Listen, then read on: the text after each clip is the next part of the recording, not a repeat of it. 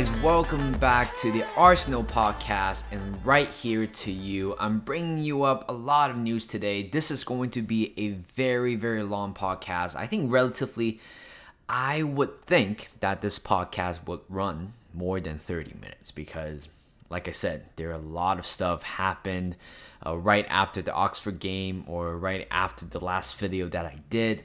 And there's a lot of updates and transfers, and of course Arsenal beating Spurs today. And like I said, North London is red once again, twice this season. Loving it. First time beating Spurs, in their new stadium, Tottenham Hotspur Stadium. A very original name, of course. But you know what? Let's kind of break down into a few bits and pieces. We're gonna talk about the Spurs game for sure. Then later on, we're gonna talk about Mikhail Mudryk. Of course, he is still the main topic right now, which we're gonna talk about that later. And how, of course, I'm gonna talk about a little bit of the Manchester derby yesterday.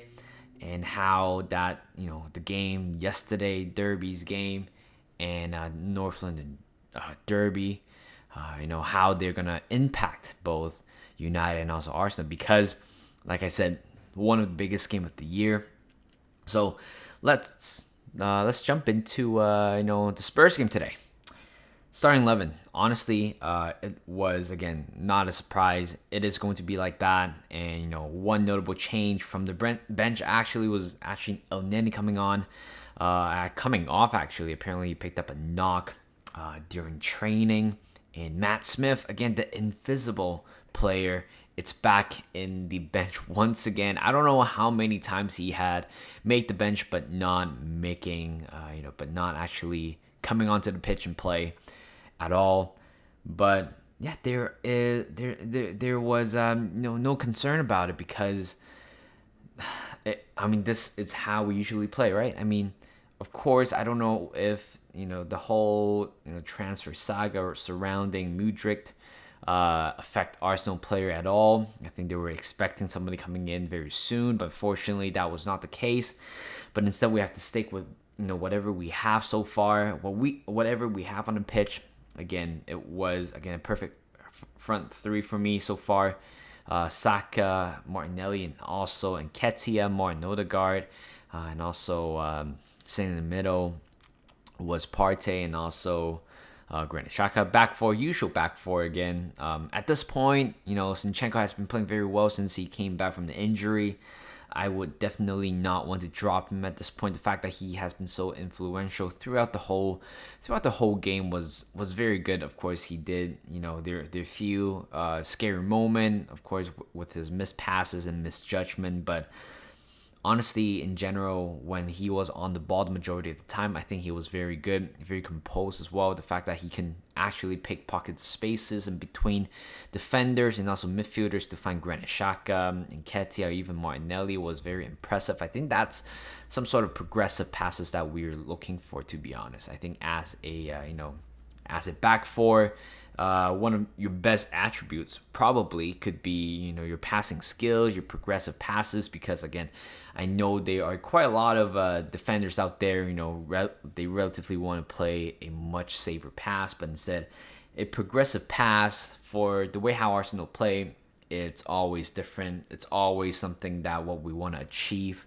So honestly, Zinchenko again having a great game as well, which kind of left something that is very questionable. It's what's going to happen with Kieran Tierney in the future, because based on how well we have been doing with Zinchenko, what does it mean to Kieran Tierney in the summer? Honestly, I love Kieran Tierney. I love his passion. I love his defending, his sheer fearless in the game.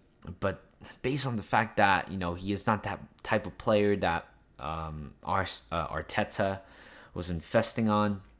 Again, we are playing with an inverted left back. I'm not saying that Kieran Tierney cannot do a job. I think he can do a job there, but it's very limited. But when you have Zinchenko, who came in to Man City back in 2016 or 17 as an attacking midfielder, but eventually he worked with Arteta and he was converted into a left back. Again, he has no question from him. He obeyed the order, and he complied to it, and honestly it worked out for him. And the fact that he has been, every time when he plays, he has been very influential, especially in the middle as well. I think it changes the whole perception of the game. It changed the way how we play. It kind of divides a lot like the general theory, the general basic of the game as well. I don't think back in like 20, 30, or even 10 years ago, you don't see it inverted left back. I think back then it was more of a simple, like a simple position of left back, traditional left back. But right now they have attacking fullback, inverted left back as well. Back then it was just like, if you're a left back, do your left back job, defend, go up, cross, come back, and pretty much repeat. That's what a left back was back then. But right now, the fact that how Arteta changed the whole system, changed how the way we want to play, I think it has been, a very genius move from him. And that's pretty much about Zinchenko. I think he had another great game as well. But, of course, there are a couple of fitness scare that we have, with him. Again, I'm still not quite 100% convinced that he will be always fit throughout, for the rest of the season, because I think he is probably one of the most important players so far in this season. Every time he plays, again, like I said, has been very, very good. And let's talk about, the game in general. I think we saw it pretty well, very composed as well. The majority of the time we have the ball, actually. And I think Spurs kind of keep losing the ball. There's no, to me, it is, to everybody, it's a North London derby. But then the fact that doesn't feel that way. I don't feel like it's a derby at all. I felt like there's something missing. I don't know if it's because of the vibe, the environment that the Spurs Stadium is giving us, or the setting was just kind of feeling a little bit different. Of course, towards the end, we'll talk about that later. Towards the end, there was much more of a fight. I think in the first half, I felt like the majority of the possession that the game has was pretty much from Arsenal. And which kind of brings us to the first goal, because honestly, I don't know what to make, to be honest. Hugo Lloris, I always think that he is a world-class goalkeeper. I have always been thinking about that for the past, since the first day he arrived at Spurs. I think he was a very good goalkeeper, a very good shot stopper. But the fact that he conceded the first goal, of course, I'm happy about it, because why not? We score. But the fact that he retired from international football the other day, and right now he conceded a very important goal, because that's how Arsenal kind of got the momentum to scoring the second one. But the first one was always crucial, because Spurs, Spurs defensively, they're not, they haven't been great, to be honest. Put it out there, they have not been great. But the fact that Spurs was right now, they're in a more critical condition. Not critical condition, I don't want to say it like that, but they are kind of in they're kind of in turmoil right now. I don't know if Conte is going to survive the rest of the season without getting sacked if they keep playing like that. Honestly, Spurs has been playing very boring football for the past few games, and somehow got away with the result. And today just kind of shows what happened, because I think their ball retention was quite poor throughout the whole game. And Arsenal was able to capitalize that, because every time when Sarr got the ball, Højbjerg got the ball, Son got the ball, we always have, a player, Arsenal player right behind them, just kind of holding them off. And that's how we have been doing so well, is because we're able to apply them pressure. And after we applied them pressure, we got the ball and we went and attack once again. And that's, pretty much how the first goal came from, I think. I forgot to build up to it, but Bukayo Saka, again, drive on the right-hand side. Of course, it was deflected a little bit, but Hugo Lloris, it's, showing that it might be time for him. He's aging right now. I believe he's 30, 34, 35. I think he was at that age. I think he's still a good goalkeeper, but I'm not saying that he's a very, very good goalkeeper anymore. I think for the majority of the game, or the majority of the games that a young goalkeeper can play, I feel like they would make saves like that. But Hugo Lloris was such a big disappointment for Spurs fan. I feel sorry for them because honestly, I don't think that goal should have been conceded. If it was, for example, Fraser Foster, I don't think it's gonna happen. But yeah, I was a little bit unlucky with the deflection from Sessegnon, but you know what? I think we should have done a little bit better than that. I mean, Spurs should have done a little bit better than that. And later on, we have another chance. I think before that, we have a chance where Hugo Lloris, again, losing possession of the ball, kind of bounces around the box, and Ketia again trying to go for a very solid shot, but of course, Hugo Lloris redeemed himself. And later on, we have a beautiful strike from Thomas Partey. Honestly, that would have been the goal of the season. The fact that your technique has to be somewhat very, very good in order to strike a ball that sweetly, that cleanly. And Thomas Partey did that, and I thought he scored. This goal kind of reminds me of what I think. What was it? What's his name? Wijnaldum? Not Wijnaldum. Who's that? The guy from Kenya. Wanyama. I remember that one. I think it was something like that, kind of like a half volley thing. But I think Thomas Partey, for that one, it's more difficult. The fact that the ball was hanging in the air, strike it the first time, and it hits off the post. It would have been a goal of the season for sure. Not goal of the season for Arsenal, but definitely goal of the month for Premier League for January. And it would have been, a scene, to be honest. But honestly, I think Thomas Partey, for the first 15 minutes, a little bit shaky with his passes, but somehow he found his momentum.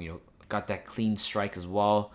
You gotta love that, to be honest. Honestly, I'm loving it. The fact that he has more comfortable trying to go for a shot right now compared to a year or two ago, where everything just kind of went south. But this season, he has been a monster, you would say.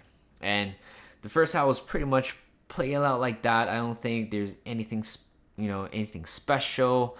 It was towards the end of the first half. It was quite pathetic, the fact that Højbjerg was looking for a penalty. I mean, it wasn't even a penalty, to be honest. Honestly, Saliba went for it. I felt like, there was a little bit of kind of like a follow through from Saliba. It was kind of a little bit sus, but I don't think it was I thought it was a penalty at first, because everything kind of just stopped and stuff like that. I forgot who was the referee today. Craig Paulson, went to the spot or something like that, and I thought, it was a penalty, but turns out it was the end of the first half. But it shows how pathetic Spurs can be. When they can't find anything that goes to their way, they decide to go for a penalty in a very dramatic, exaggerated fashion. Which is something that I don't like it, to be honest. Even though arguably Arsenal can be like that sometimes, with the fact that we always compensate it through scoring goals, and in the end we wouldn't even be looking for petty penalties like that. But honestly, I think our backline has been solid today. Ben White, Gabriel, and also Saliba I think they have been doing very well. Honestly, in this game, I felt like they're very solid. They kind of contain Harry Kane in a way, contain a human son in a way. Kulusevski, again, I think he is, I would say, by far the brightest Spurs player for Spurs in that game. The fact that I know he was predictable, but every time when he go for a shot or go for a cross with his left foot, there's a bit of a very scary curve into it. You never know if it's going to go to the back of the net, over the bar, or even across the Harry Kane or somebody at the back to go for it. But Kulusevski, again, I think he is by far definitely the most threatening player for Spurs in that game. And going to second half, no changes as anticipated. And I thought, okay, if it's Arsenal going to kill the game by scoring another one, quickly found another goal like we did in Brighton, because that's the thing. Because the whole game with Brighton is because we have a 2-goal lead and then we immediately score a tap in from Nketiah in the 48th minute. We seems like the game was ended at that point. And of course, we had El Nani coming on in that Brighton's game. And that's how we killed the game, even though we kind of conceded 2 towards the end. We had the momentum going. We felt like, we wanted more. But this game, I felt like we didn't really have that strive in the second half. I felt like we were kind of a little bit more passive, a little bit more clumsy when we look for wide passes. And we tend to lose quite a lot of possession in the middle. But there are a few jump scares as well. Harry Kane go for a shot. Aaron Ramsdale. We'll talk about Aaron Ramsdale later in a second because he is my man of the match for sure today. And I haven't even talked about second goal. Martin Odegaard. What a strike right there. He has become more comfortable with the ball. He has become more comfortable with his shot. I think right now he has more... I think in general he has that confidence in terms of going for it from outside the box. When we talk about that, same situation last season, he would probably go for a risky pass or Hollywood pass to Saka, Martinelli, or Nketiah. But you know what? He took matters into his own hand by going for a shot again. Perfectly placed. There's quite a bit of pace of the ball, but I thought, you know what?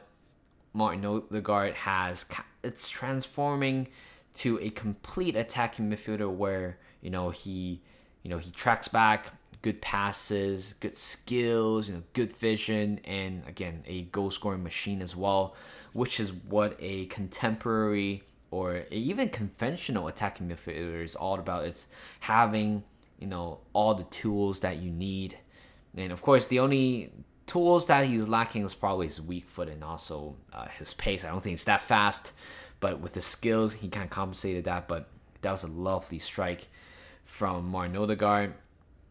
And second half, again, Harry Kane got a shot, good save from Aaron Ramsdale, and that save from Sessegnon on the left hand side was the key to the game. I think if Spurs scored that one, I think Arsenal could possibly fumble towards the end because I've been watching Arsenal for the past 15, 17 years. I know how they are at. I know how they're gonna be if they concede a goal and they kind of just kind of get scared a little bit. But the fact that Ramsdale kept Arsenal in the game was very, very crucial. I have to keep emphasizing that because, again, I felt like at first I thought, when the through ball from Harry Kane, again, that was a lovely ball from Harry Kane. Sessegnon go for the shot. I felt like, there's so much space between Ben White and Saliba. The fact that Harry Kane can find such a space to Sessegnon, of course, which also speak about defensive issue, occasional defensive issue, but it was not about the defense in that play, but more of the save from Aaron Ramsdale. Stuck his foot out, and initially my reaction was like, I think he should come out, to be honest, because trying to close down Sessegnon, like his area in terms of going for a shot. But instead, I think Aaron Ramsdale did a much better job this time, or he got his judgment right by not coming out, make sure that he doesn't have much space towards the end because the ball was kind of traveling quite fast to Sessegnon, and he stuck his foot out. Great save. I thought he scored that one, to be honest. And Spurs, again, they looked so much better in the second half. They kind of kept pressing. We got a few shots on goal as well, but again, not good enough. And I already know that the fact that the way how Spurs, has been suppressing us in the second half, I doubt Arsenal is going to get, a proper chance. There were a few, shots on target as well, but nothing specific, to be honest. But we are kind of holding on to it, and I thought, it's a matter of time where Arsenal's going to concede. but we did not because again our defensive units have been very solid. Man marking Harry Kane. I think Gabriel had a very good game as well, even though there's a little bit of a misjudged moments when he was heading for the ball. Even Zinchenko as well. The majority of the attack from Spurs was coming on the right hand side, and we were a little bit clunky on the on the left hand side as well, where Kulusevski or even Matt Doherty, Harry Kane got quite a lot of space on the right hand side, and that's how the majority of their attack came from, which is totally fine to be honest, because it's either they try and go for a cross, we headed out, either Kulusevski go for the shot and went over the bar and something like that. But Aaron Ramsdale, again, his judgment on the ball has been fantastic. There are a couple of scary moments that he would have produced back in a few games like last season, and this season he has been solid. I literally do not have any fear when he tried to come out and command for the ball. The fact that he punched away a lot of balls as well was great. The fact that very showing great leader as well. And towards the end, you got who came on. I think substitution was made relatively a little bit late. I forgot the first player who came out. I think it was Martinelli. I think Tierney's going to come on again. I don't know how Arteta was thinking, but which is totally fine. I'm assuming that Kieran Tierney's kind of playing like a left wing, left midfielder role, of course. But the majority of his role is pretty much kind of hold back and try to defend. That's what he's doing, and I think he did a great job, to be honest. Just the basic defensive stuff. And later on, we have who came on as well. I forgot. At this point, just very, very. I don't remember anything, to be honest. Smith-Rowe came on. Great to have him back again in North London Derby. I remember last season home game, he scored a fantastic goal, I think, and provided a great assist to Aubameyang. Fabio Vieira coming on as well. Tomiyasu coming on as well. Again, just kind of loving the whole team right now. Just everybody. Like right now, we have the whole proper defensive unit. When you take out Zinchenko, when you take out, I don't know, for example, Martinelli, you have Tierney at the back, and you take out Zinchenko for Tomiyasu, and you already know that there's we have a bit of a height at the back, which is something that Arsenal didn't really have, like strong individual. We didn't quite have that back then with speed as well and power. Right now I feel like we have that. And I thought, if Arteta was actually nuts enough, I think he would have probably subbed off, I think, Bukayo Saka and probably throw another Rob Holding in there as well, putting 6 at the back. And I'm sure it probably came across his mind at one point. And Ramsdale, again, phenomenal. And towards the end, of course, full time was blown. And, of course, everybody was celebrating. Even I was celebrating as well. Everybody was happy. Of course, it was happy. I mean, you can't really deny us from celebrating this because, again, for the past few years, we have not won a single game at Spurs or even away against Spurs. And right now, this is the first time in 10 years, I think. Is it 10 years? 10 years? Remember the last time we beat Spurs at their home ground was back in White Hart Lane when Tom Rosicky scored the first 2 minute of first or second minute goal, and that was about it. 1-0 was the end. But it felt genuinely very, very good as well.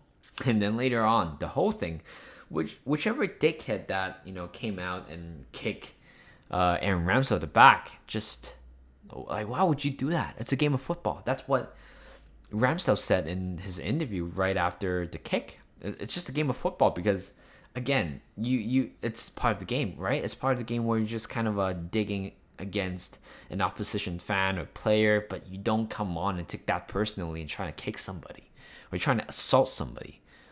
Right? Like even Richarlison, there's so many times where when you look at him, or who did that? I think Jesse Lingard. Yeah, I think at one point Jesse Lingard had probably one of the most punchable faces in the for United back then a few years ago.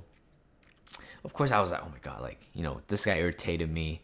Of course, I want to punch him in the face, but of course, I'm not gonna punch him in the face, right? I mean, just part of the game as well. I would probably do the same thing if I score against Spurs, but you just don't do that. You don't assault another player.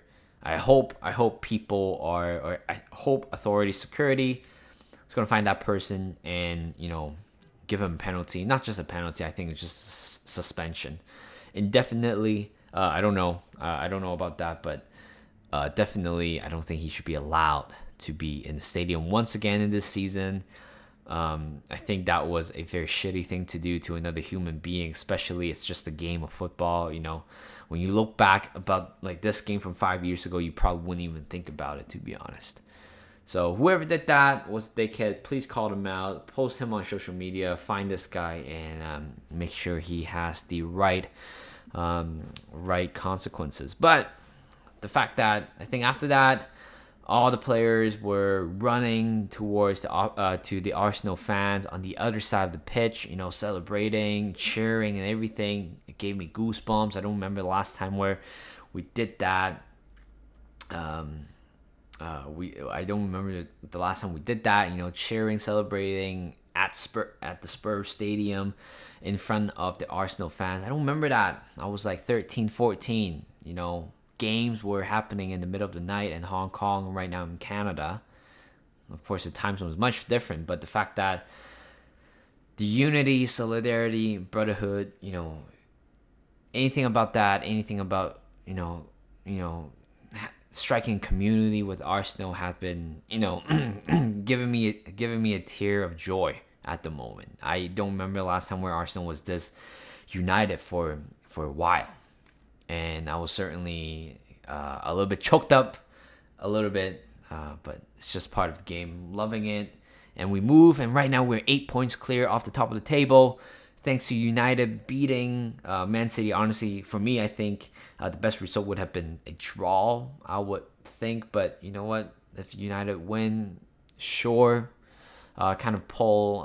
They're kind of dragging City down after that game. But we got to talk about United as well.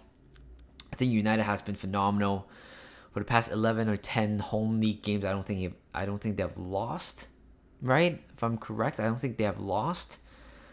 But they're certainly they're certainly building something. They're certainly cooking something. I'm not a toxic, biased fan. I genuinely do acknowledge another team's greatness, and that's what, again, I did compliment it. Newcastle United, the way how he defended Arsenal, the way how they play against Arsenal was phenomenal. The fact that they're at where they are at right now, I think they're third place right now, same point with Manchester United with 38 points, was thought to be a new way of just a new rival, I would say.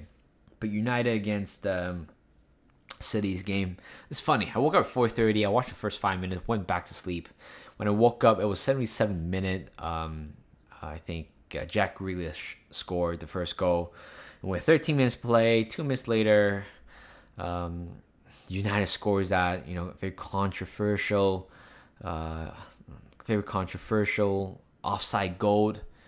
I know Rashford didn't kick the ball or touch the ball in any way, but the fact that he kind of interfere with Ederson or the whole defense in general was kind of was kind of obvious, to be honest. But the fact that the referee couldn't see it was kind of a disgrace, and that's what Arsenal have been, or that's what football fan has been asking, is for more consistency, because it can't happen like that, to be honest, right? Like, rule is the rule. You have to follow the rule.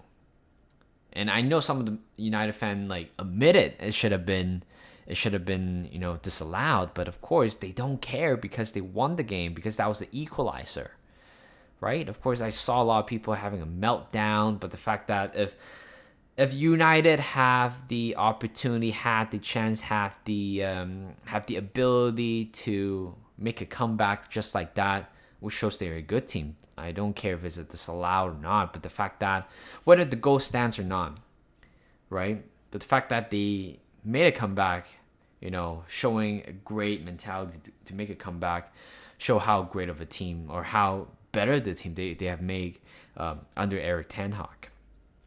And I'm not gonna completely disregard Eric Ten Hag did with Arsenal, with United, and of course Man City again. I don't know what happened to them in the past few games, dropping points.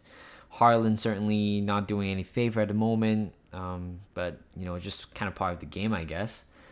And this one is the next topic. Oh God, I'm still having a hard time to process that, to be honest. Mikhail Mudryk went to Chelsea in the split second, in 2-3 hours, just like that. Got the news from Twitter. We were 2 days ago. It was 2 days ago. We submitted 3 days ago, I think. We submitted a 95 million bid, 70 million guarantee fee, and 25 million add-ons. And that was close enough, right? That was 5 million away from the valuation of Mikhail Mudryk. And out of nowhere, Chelsea came in, hijacked the deal, paid 100 million. I think some sort of guarantee fee with plus add-on, but the add-on seems to be more simple compared to Arsenal. And I thought, what, Chelsea was about to hijack the deal. And once you got the news, you thought, okay, you know what? That's not the end of the world yet. That's not the end of the transfer saga yet, because we need to see the player side, right? Mudryk has been giving hints, dropping hints, twerking, flirting with Arsenal for the past few weeks. Taking pictures of him watching Arsenal game, top coaches, whatsoever, good team, blah blah blah. And he was part of the shenanigans on social media, on Instagram, liking photos of like free Mudryk, and sharing his value is not that high. He wants to leave. He was all over us, and we're all over him. We're so manifested in that energy where we thought we were gonna get Mudryk, and in the end, we got nothing, nothing at all. How can a player like him, moral wise, how is that even possible, man? I'm genuinely very, very mad about it. I'm upset, I'm pissed. Yeah, I know we're overpaying for an unproven player, possibly unproven player who only played in the Champions League so far and only playing Ukraine. Freaking Ukraine. And I don't understand how Chelsea just kind of splashed the money. I don't know if it's because of João Felix's absence for the next 3 games kind of make that decision. I don't know. But it's kind of irritating, for example. It's like, oh, we have been working very hard on the deal. We're getting closer and closer and closer every day. And as we thought that, we were getting close. We were getting very close. We were kind of having, we were in that a fan stage. And all of a sudden, just like that, Chelsea came in with 100 million bid on Mudryk, right? Arsenal is already overpaying, right? But then under Arteta, because the thing is, yeah, sure, you can overpay somebody, but it's even worth it if you overpay somebody, right? Think about it. Okay, you overpay Nicolas Pepe, and I think he did okay, and I think he did relatively okay in the first 2 seasons. Yeah, I think we overpaid him, but in the 3rd season that I don't think he had a great season. But for Mikhail Mudryk, you gotta talk about his potential value. But he is, I don't know anymore at this point, guys. It's just very hard to process because I wasn't even expecting that, to be honest. I thought we have this player, we overpay him, sure. But I can see how he could possibly thrive under Mikel Arteta. That's the exciting part. It's not the player itself. It's how the player interact, how the player fits into Arteta's system. Because we are already striving to be one of the best team in Europe right now, and with probably one of the most solid system structure of the formation of the team. And when you put Mikhail Mudryk in, it would be very exciting, right? I know he has speed and stuff like that, but of course he has other attributes that also could strive beyond what we could think of under Mikel Arteta.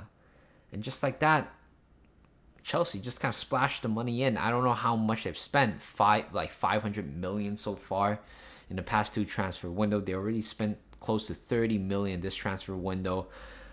At this point, you gotta think about how financial fair play it's gonna do, like what they're gonna do. Financial fair play. I doubt they're gonna do anything about it. Like 3 million, like they're just rigging the whole transfer market system, right? They're just rigging the whole thing. Yeah, they keep overpaying somebody. There's literally no meaning behind going for a bid, going for a negotiation. If you have that much money, you just throw it, right? There's also alternative players that Chelsea could be looking at, but they didn't. Instead, they're going at targets at other rival clubs. João Felix, we lost that one, okay? Mikhail Mudryk, we lost that one, but Rafinha could have gone to Chelsea. Jesus would have gone to Chelsea, but I saw that tweet. I think it was a phone call from Graham Potter and also Mikhail Mudryk. They were talking about the project. What project are we talking about? They're sitting at 10th. Yeah, the project could be happening in a year or two, but it's not going to solve them in that short amount of time. Plus, I think Chelsea's problem is the midfield. I don't think it's an attacking problem. Yeah, it could be the attacking problem, but that's not basically it, right? Yeah, what was it? Pulisic is injured. Sterling is reportedly injured as well. Yeah, I know for them, it's more of a panic buy, right?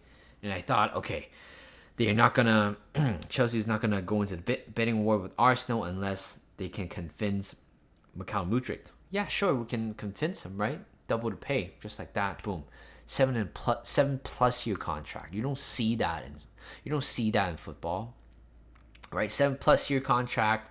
That big contract, you only see it in American structure, American sport, baseball, basketball, NFL, like whatever. You get deals like that, right? But in football, you just don't do that. The maximum you could possibly do is 4 or 5 years. I didn't even know there's a 6-7 years or 5 years beyond, right? Okay, I'm disappointed. Put it out there. I'm disappointed that we couldn't get Mudryk, and I certainly do not want to blame the board, the directors for that. I know they have their own limit, and I think, the fact that we're not overpaying somebody usually kind of paid off. We didn't go for Lisandro Martinez for 62 million. Instead, we got pretty much half the price of Lisandro Martinez, and we got Zinchenko.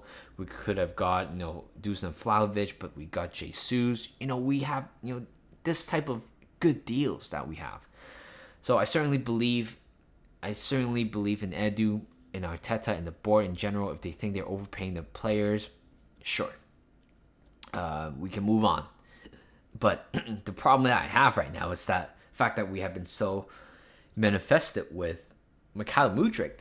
We don't even really have a backup. We don't have a plan B, because that was a plan A. There's no plan B, just plan A, right? João Felix go to Chelsea. Falcos? I think that's how I pronounce his name. Well, United signed a striker, and I thought, okay, Mudryk belonged to Arsenal, but it did not happen. But we don't have a plan B at the moment, which is kind of scary. I think the transfer window is closing in 2 weeks and a little bit more. Not very ideal, and we don't seem to have a backup plan. But I really hope Arsenal's going to get somebody very soon. Apparently, Rafinha. I think they're interested in Rafinha once again, which is honestly, sure. I know Barcelona is kind of messed up right now with the whole financial situation. They might want to offload players, but they're putting another 100 million price on Rafinha. I was like, just, you know what? That's why I'm saying, like, United pay 100 million for Anthony, and I don't think he has been having an exceptional, year with United. Of course, he has some bright moment, but I don't think he's worth that 100 million yet. João Felix, most expensive loan in the world, 21 million, something like that, covering the whole salary, and then you have Mikhail Mudryk as well. Arsenal simply don't have a plan B, and this is something that worries me. But I'm sure we're gonna figure something out. I doubt we're gonna get somebody in. I don't think I believe 5% chance that we're going to get somebody in before United game. But the next game is going to be very important for Arsenal. I don't think it's a title decider yet because we still have Man City. But next game against United at home, we have to win that one, because if we win that one, we are 12 points clear of United, because United started to get that momentum as well, right? And you don't want that momentum to build towards the end of the season. Why not just kind of like cut it right here immediately and never speak to it again? That's what I'm thinking. Hopefully that would be it, to be honest. So I really hope we're gonna win. I hope we are going to sign somebody. If not, we have Emil Smith-Rowe, who just came back who came back just now or recently. We just need to sign another attacking player. Maybe bring 2 players. I keep seeing reports Arsenal's going to bring 2 players, but it never happened, which is kind of sucked, to be honest. But next game, United at home. We have to win this one to we can start talking about going for the title. If not, I don't know what to say, to be honest. But hopefully Arsenal's gonna win that one. Pull that one through, okay? So thank you guys for listening. Hope you guys enjoyed the show. Like this video, subscribe to my channel, and I'll see you guys in a bit.